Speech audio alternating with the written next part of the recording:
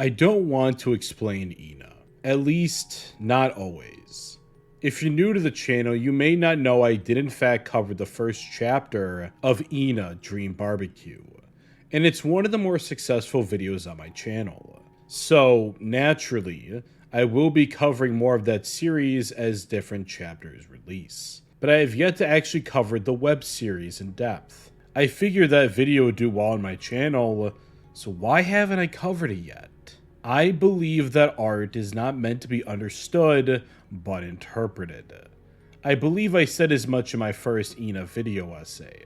But sometimes, I don't even want to consciously interpret it. Sometimes, I want to let my subconscious do the heavy lifting, and I think there's a lesson to be learned there. Hi, I'm Alex, creator of Oscar TV.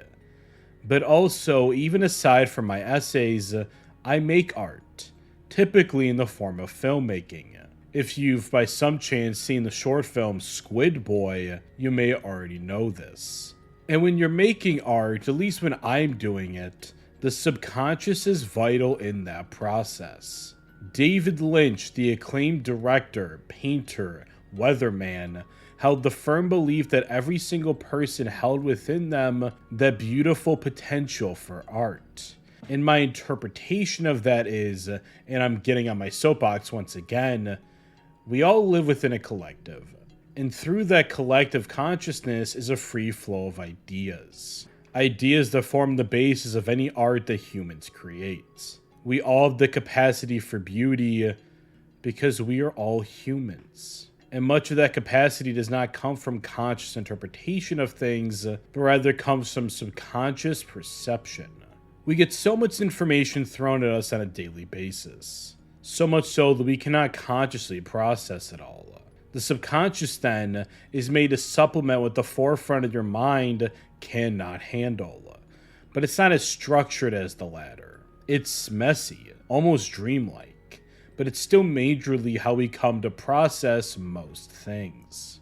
I think that's why the rule of show, don't tell is so prevalent in writing instructions. We don't have characters directly say how they're feeling because, well, humans rarely actually talk like that, but more importantly, that's not how they understand things.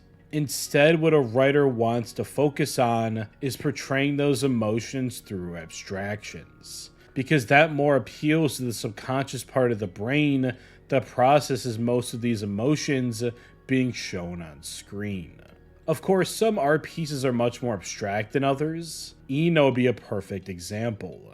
And take me, the forefront video essayist on the niche game Hazy Mind.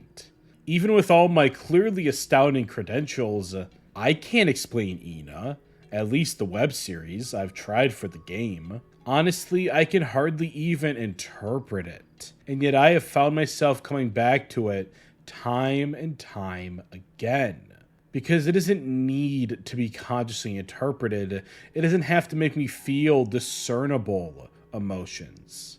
It just needs to make me feel something.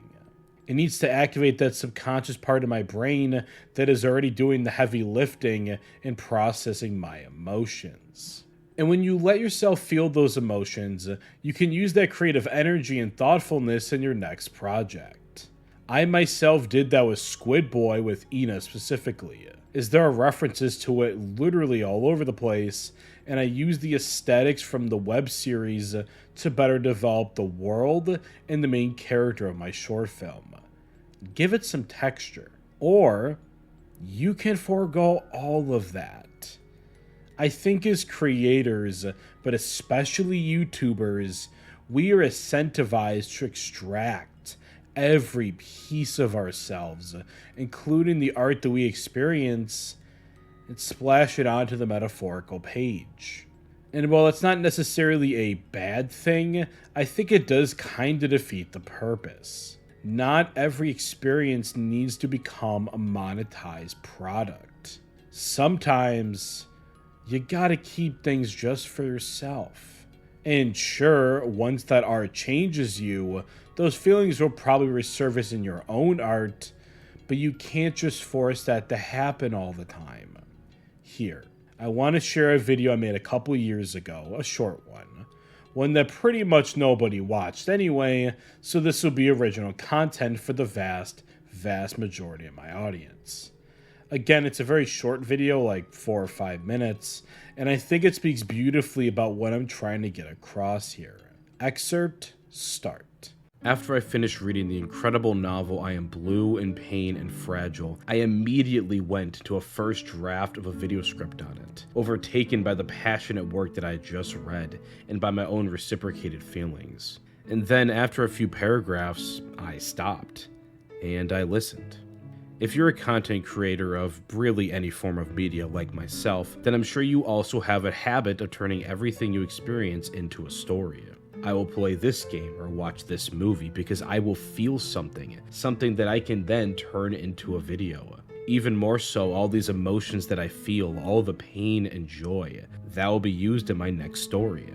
These thoughts can become overwhelming, feeling as if emotions, whether your own life or derived from some media you've consumed, has its worth measured by how well it can be repurposed into some artistic endeavor. I do this all the time. But then today, I stopped.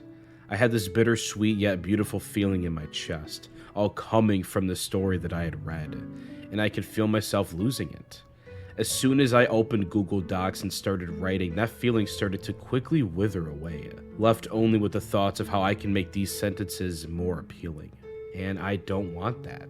As much as I love talking about media, what I love even more is experiencing these stories. Letting them change me, soaking them in. Often making videos can bring me closer to them, of course, but sometimes it has the opposite effect. It becomes a job. Beautiful, euphoric moments are always fleeting. The slightest distraction can rip you right out. I got back into my car after finishing the novel and immediately went to turn on the radio. And then again, I stopped myself. I don't want to move on to the next thought yet. In this age of instant gratification and a disturbing amount of stimuli everywhere, it's so easy to immediately let those moments pass, to stop yourself from thinking. But I don't want that. I want to spend the next 20 minutes in the car remembering the words on the page, the geese as they walked by along with the gentle breeze. I want to swim in those emotions for as long as I can, to truly burn this story into my mind.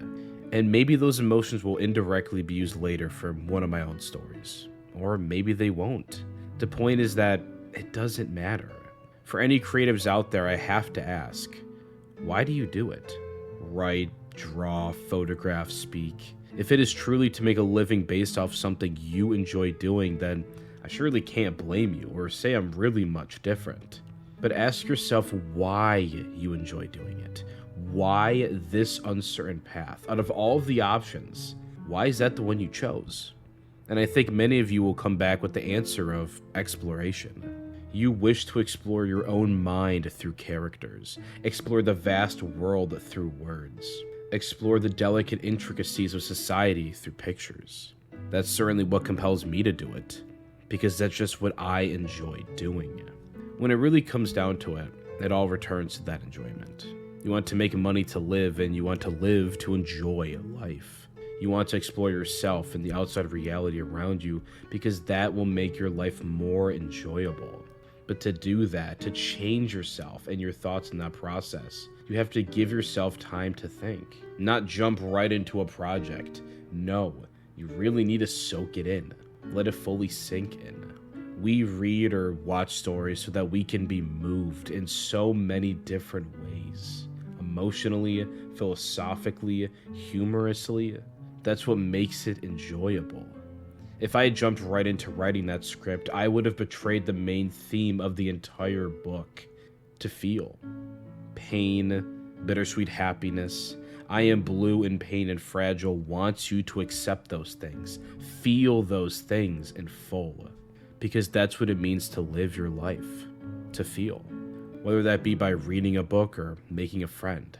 Those feelings are valid. They are enough. You don't need to write them all down. You don't need to start making a YouTube video about them. Just slow down. There is no point in reading the story if you don't let it change you. So let it. Don't lose that overwhelming of raw emotions that only an ending to an incredible story can bring you. Not so fast. Enjoy that beautiful moment. Don't get caught up in the next thing or how these feelings can progress something material in your life. Don't let yourself move on to the next thought. Hold on to it for as long as you can. Feel what the story is trying to tell you. And most of all, enjoy it. Quote over. I think ENA especially is a series that subverts reason and understanding, and honestly, I love it more for it. Sure, I'll probably keep analyzing the game because I love to do it, and also love to pay the bills, but I hope that when I do that, you'll keep this video in mind. Above all, the point I want to get across is this. Life is beautiful. And I personally think that when you extract all that beauty out of yourself, you miss the point. Creatives, which is all of you watching, everyone that exists is a creative, heed this. Let yourself live your life. And don't feel the need to write a poem every time you pass a local honking goose. Because the poem was already written the second you passed that beautiful goose. Perhaps you just didn't hear it the first time. To my fellow creatives, listen to those honks with joy. And, as always, thank you for watching.